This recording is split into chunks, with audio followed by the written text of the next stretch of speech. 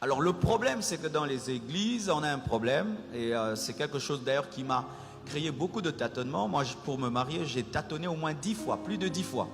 Pourquoi? Parce qu'on nous enseignait mal.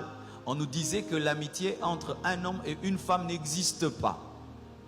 Ça, c'est vraiment du charabia de l'église, hein? L'amitié entre un homme et une femme n'existe pas, c'est un péché. Un homme et une femme ne peuvent pas être amis. Mais comment je vais épouser quelqu'un sans être son ami? Ainsi, c'était quoi? Tu rencontres une sœur, du coup, tu dois lui dire, je vais te marier. Pour que quand on te pose la question, quelle est votre relation, tu puisses dire, c'est ma fiancée. Parce que si tu dis, c'est mon ami, on dit, c'est ta copine. Comme c'est ta copine, c'est le péché. Mais comment je peux épouser quelqu'un sans avoir une relation sans nom? Il faut que du coup, il y ait un nom. C'est pourquoi beaucoup de gens se sont mal mariés, parce qu'ils ont directement appelé leur amitié fiançailles. Alors qu'il y a une période d'amitié entre un homme et une femme, et puis viennent les fiançailles. Sinon, nous sommes des hypocrites.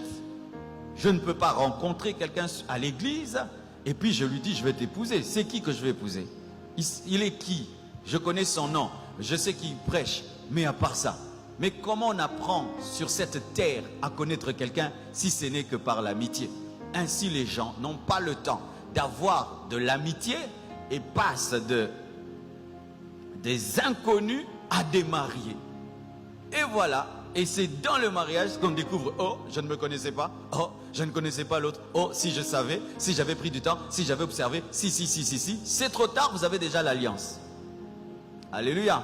J'ai rencontré ma femme, je l'ai épousée 5 ans après. 5 ans après, on était des amis. Comme on me posait des questions, c'est qui? J'ai dit, c'est mon ami. Ah, mais il faut préciser. Pas de précision, c'est mon ami. Alléluia. Le jour que j'ai vu que elle me convenait, je lui convenais, 3 mois après, je l'ai épousée. Amen. Parce que, pourquoi durer dans les fiançailles si l'amitié a duré? Nous durons dans les fiançailles parce qu'on n'a pas été des amis. Mais des vrais amis se marient vite. Pourquoi? Ils ont déjà été fiancés sans le nom des fiancés. Vous comprenez ça? C'est pourquoi, chers Africains, changez votre manière d'éduquer vos enfants. Vous allez engendrer des bombes. Amen. Hein?